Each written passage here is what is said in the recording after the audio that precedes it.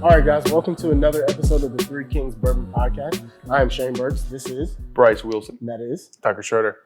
We are here again at Happy Hour Bar and Liquor Store here in Nicholasville, Kentucky.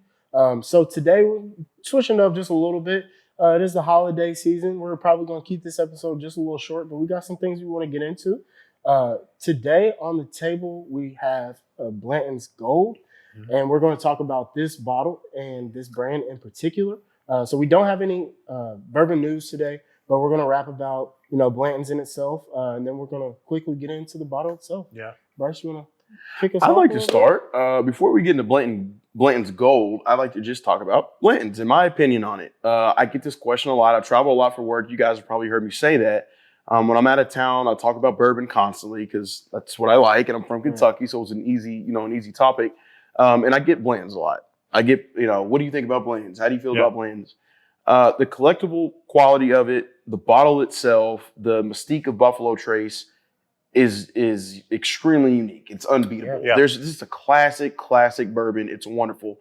With that being said, outside of all the other riffraff about Blanton's, not Blanton's Gold, but just Blanton's in general, I think it's good, but not great. I'm not crazy about Blanton's. I'm not like, oh my God, I need to pour Blanton's. Or people do specials at restaurants for like $5-10 pours of Blanton's. I'm not like, oh my God, yes. I'm like, whatever. I don't think it's bad bourbon. I don't think Buffalo Trace makes anything bad. No. I just think that Blanton's is so hyped up, again, because of the collectible quality of it, because of the mystique behind, again, Buffalo Trace. But I'm just not the craziest Blanton's fan. And I tell people that, when I'm traveling, they're like, what about Blanton's? I get that question so often. Yeah. And again, not a bad bourbon. I'm not crazy about it. But I think the whole overall aspect of it is there's nothing really like it. It's one of its own.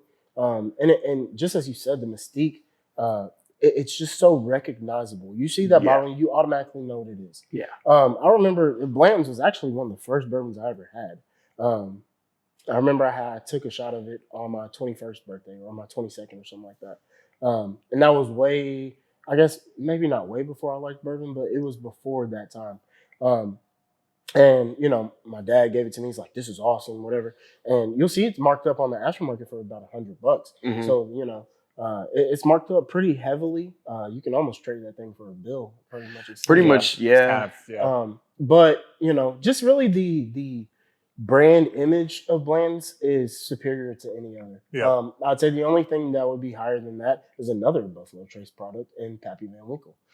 Some people don't even know what Pappy is, but people know what that bottle is right there, just because of the look of it. There's non-bourbon drinkers that know what that is. Right. But yeah, I mean, I will go ahead and tell you, as far as the Blanton's juice, it's not my favorite.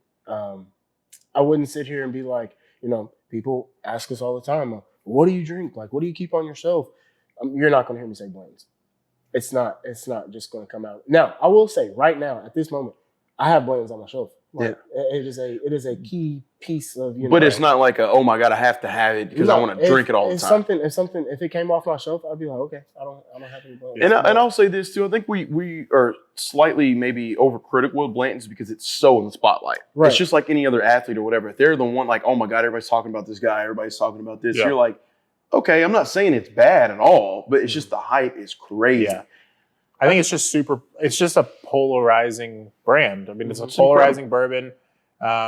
It's extremely sought after. I think if you take out the microscope of Kentucky and like natives and locals and people who love bourbon, I mean, it's people are like, oh my God, Blanton's is the best bourbon ever, or that's just what they think. So I think from a brand aspect alone, it's like you already touched on. I think it's unmistakable what that is. Like, exactly what that is.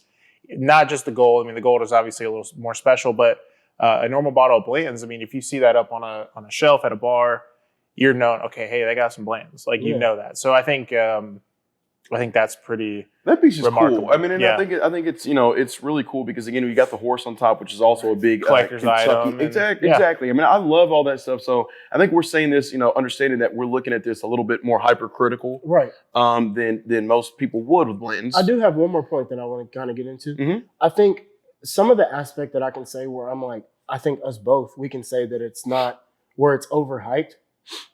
It's good bourbon.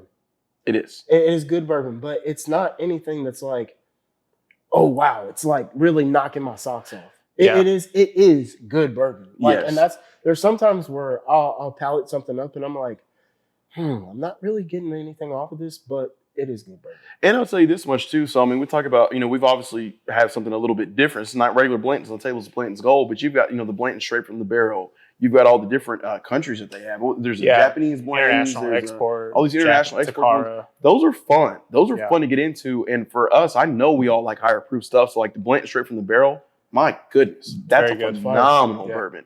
So I think that, that also kind of caters to our palates, where, some people, they don't want that higher proof Blantons. They like the regular Blantons, which is right at what, 93 proof? Yeah, 93 proof. So, Blanton's Gold, what we have on the table is right at 103 proof. So 10 proof points up. So with that being said, I'd like to go ahead and get a nose on this thing. Let's starting to investigate into the Blanton's Gold specifically, which is the bottle we have here on the table. So cool. Let's do that. Typical, same Buffalo Trace-esque nose or notes. It's still some of that fruitiness, mash a little bit of floral. Mash 2 here, so the higher rye mash. Which I like. Yeah, which I do. Oh, it's an awesome mash. Yeah. Let's not get that twisted. Yeah. So they got, this is good. Yeah, I mean, definitely some rye spice on the nose. There is that patented, like, sweeter Buffalo Trace, fruit forward notes, like red fruits, like strawberries and maybe a little bit of apple, things like that on the nose. I'm getting a little bit of it's kind of funny. I don't think I've ever said this about a bourbon, but some of that fruit, I'm almost getting like a cantaloupe. Yeah, like a melon. Like there's some type of melon quality to it, and I'm getting a little bit of floral aspects with that melon as well. Like a fresh fruit. Like a fresher fruit with a little bit of floral notes in it, but I'm also getting some of that rye spice as well. I can definitely tell the higher rye is present. I'm almost getting like a darker fruit with a little bit of honey on it. Yeah, I think honey. I see the honey. Honey. There's definitely like a certain sweetness to it. Absolutely. I wouldn't say like brown sugar or molasses or white sugar, but I there's some sweetness to it, and I'm leaning towards honey. Yeah, I think honey's solid. I see honey and definitely fruit sugars, but not like you said, not like a brown sugar syrupy. It's not that. Agave type of sweetness, something like that. Something natural. Yeah, like a natural sweetener type. Which is great. I mean, it's very inviting to have something like that. Not to say like molasses or cane sugar isn't natural, but like honey is as natural as you can get. Right. Yeah. Yeah. You guys want to rank the nose? Are y'all ready for that? Yeah. I mean, I think it smells great. I mean, Buffalo Trace noses are historically just some of the best noses on the market. I mean, that's now polarizing as it could be. That's pretty much anywhere. So, I mean, I think the nose is really good. I think 3.9 on the nose for that. Yeah. So, I'll probably let's see. Well, while you're go ahead. No, I was gonna say I'm ready to roll. Hold on now. Hold your horse. Hold your horses. Come on, that was corny, but we did it at the same time. Hold my horses. I will say this: there's a little bit ethanol for the proof point on it, the 103, which is I don't hate it, but I definitely I'm smelling a little bit of the proof. But again, we're over 100 here, so that's acceptable to me. I'm enjoying the different fruit and floral notes on here. I mean, it's a pretty good nose for me. I'm gonna go just a hair under you, Tucker. I'm gonna give the nose a 3.8 crowns out of 5, which I'm really enjoying it. Again, I'm going back to the glass, but I really think this would be a 4 if some of that ethanol wasn't pushing me away. Just a hair, a hair. I took a sip of water and came back to it, and even that'll change like the nose. It's almost specifically blackberry to me. Interesting. Blackberry, that's good. Yeah. Blackberry with that honey aspect, and I enjoy it. I'm gonna go 3.7. Okay, 3.7. Okay, it is really good. Again, I'm probably going to say this in every category. It's good bourbon. So Yeah. like literally. Yeah, it's good. It's good, no matter what. Yeah, it's good bourbon. I don't think we got to drink. I mean, I don't think we really we know we have the expectation it's going to be pretty good. So. Yeah. And again, like I said, just on the Blanton's brand, we're looking at this under a microscope and investigating so heavy because of the, whole hype around it. And that's what the viewers should want. They should want us to get deeper into it. Yeah, we are. Why you should be interested in this and why you shouldn't. Well, my favorite part of the episode is when we take a sip. Yep. So let's go ahead and do that, man. Let's do it. Yeah.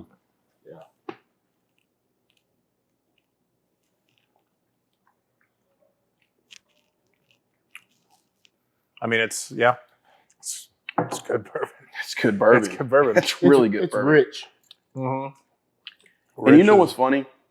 This tastes like when you walk into a brick house, this tastes like some of that smell. Yeah. Like, that sounds like obviously because that's where it's aged at. But you don't always get, I feel like that smell is so present on my taste buds right now when I walk into a Buffalo Trace brick house. If you've ever done a tour. Yeah. It is certainly an elevated level of complexity comparatively to other Blantons. Like a Blanton's 93, this is certainly a step up. I mean, obviously it's packaging, proof, all that. But again, you get that same very typical Buffalo Trace, fresh fruit, certainly some rye spice on there, certainly some notes of like nutmeg and maybe even a little bit of black pepper, some type of like slight leather type of stuff going on with it. And it's a lot of really good notes. This definitely is good. I mean, there's no, but it's good. So, we already know. I'm going to say that it's good bourbon, but there are a few bourbons that you can consistently use as like celebration bourbons. This Blanton's Gold and Antique 107. Like, good call, those are two bourbons. Like, okay, great example. National Bourbon Day. Yeah. When I want something that's like, this is the epitome of bourbon. Yeah. Shane, you just made a point that's actually funny. When you guys were gonna get done, I was gonna say somebody was like, "You're a Kentucky boy. What is bourbon? What does bourbon taste like? Like, give me a." Honestly, this is one of the top pours that I would pour. This is phenomenal. I'm getting a lot of traditional stuff in here, in addition to the things that make Buffalo Trace unique. With some of that more fruit forward, but I'm getting that leather spice from the rye. Yeah. I'm getting that deep, rich oak still, but it's not overpowering. This is a very well-rounded traditionalist. This is good Kentucky bourbon. There's just nothing else to say other than that. So it's interested to see if you guys are gonna put it where I think I'm gonna put it. Can I go first? Yeah, go ahead. Excuse me. I got to put it at 4 flat. This is in the 4s for me, man. We don't touch the 4s a lot, so this is held in high regard by myself, and I'm sure by you gentlemen as well. But again, this just offers so many different notes on the tongue. It's just viscous enough. It's just that spiced enough. This reminds me of what Kentucky is as a Kentucky native. This reminds me of my state. So with that being said, I'm right at 4 crowns out of 5, which is a really good ranking for us, for me, because again, we're pretty critical on bourbons, but this is great. Tuck, since you kind of alluded to it, I'll go next and you can see where you're at. With this, I'm getting like a real deep, dark richness. It's that dark fruit, a little bit of honey, a little bit of spices, whatever have you. I really enjoy it. I'm gonna be a little weird.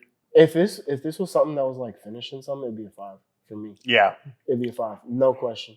But look, that's just also hypothetical. Again, I can always be the hypothetical one. But I like to think outside the box, because I like. That's how you feel, man. That's how you feel.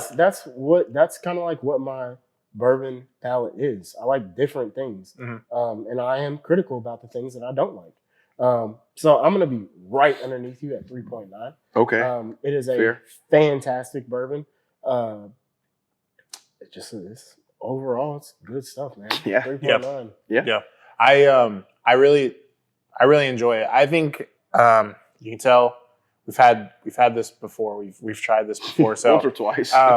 This has been a celebration-esque bottle for me, or open it up and drink it sparingly type of bottle, because it is a rare bottle around us. We don't see it very commonly, and when you do see it, it's marked up.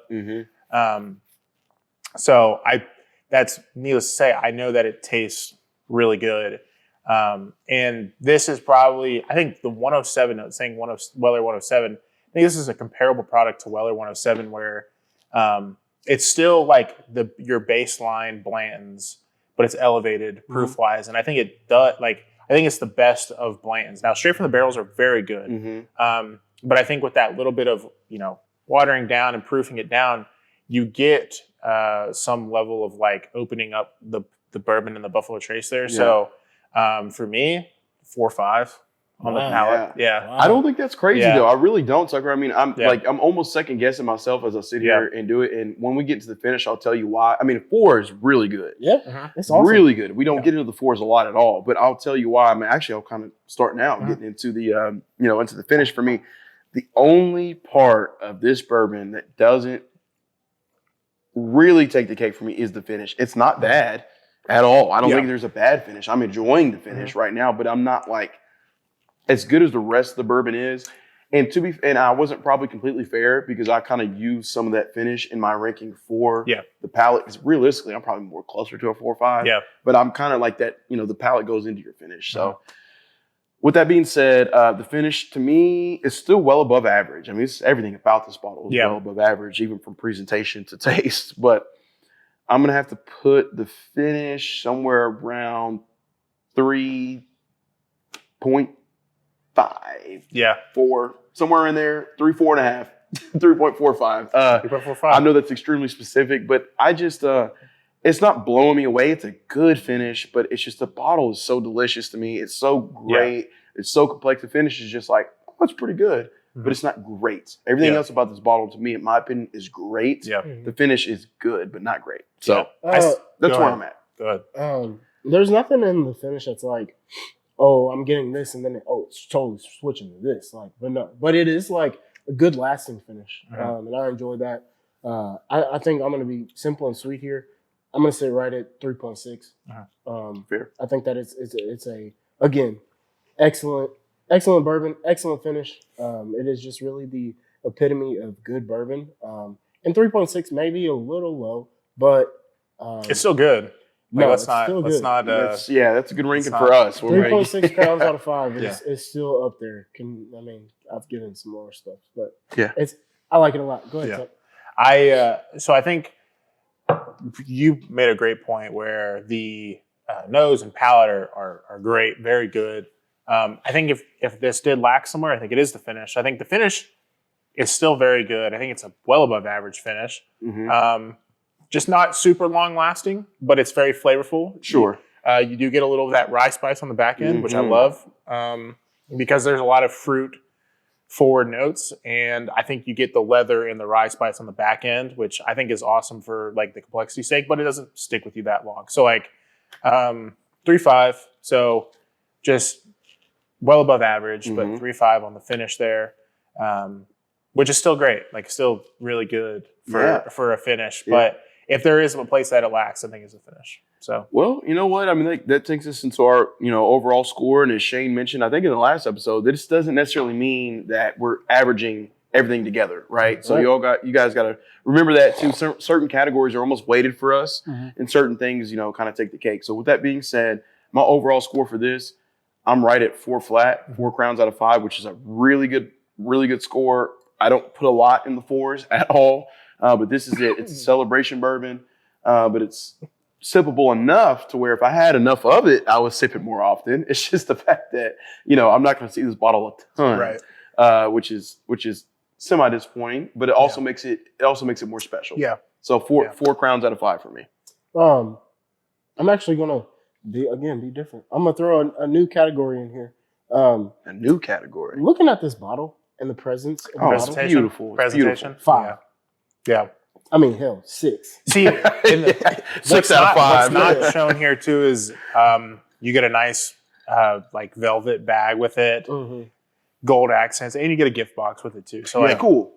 The wax before you peel it off, like that's cool too. And then your collectible horse topper, like it's cool. Like this is quite the piece for a collection for sure. Everything about it is awesome. And again, I didn't touch the 4s in any of my rankings as far as the juice goes, but this overall like bottle and compass the bottle itself, the presentation, just the elegance, the feeling of when you have it. That's a 5. It surpasses a 5 for me. So that being said, I'm going to give this a 4.2 overall. Okay. Yeah. It is as I said, when I'm sitting down and I'm like, I really want something that is better than most, I will go to something like this or the Antique 107. Yeah. So it is a phenomenal bourbon. Maybe not the best, for my palate. Like maybe there's some things that I enjoy phenomenally more than a good bourbon. But overall, 4.2 because that's still a really good score. Oh, it's a fantastic score. Yeah. Buffalo Trace has so many different, sought after items. This is one of them. I mean, you got E.H. Taylor Barrel Proof, Stags, Juniors, or it's not Stag Junior anymore, it's just Stag, but all these different types of bottles that are sought after and hard to find. But what I think is what people fail to remember or maybe understand about Buffalo Trace is it's such a sought after brand, but the retail price of these bottles aren't super high. They're not. It's just, now the retail on this one is around 120. So I mean that is a high. That's a high price. But if you look at it from a retail perspective, I mean I'd pay 120 for that all day. Oh, easy. So and it's like the same thing with any of those other bottles. So I think you have to look at it in that lens as well. But all things considered, I mean presentation, packaging, how I feel when I drink this bottle, breaking it out with friends, things like that. 4.3 for my final ranking. Which is a really good. Honestly, I would say across the board, it's just.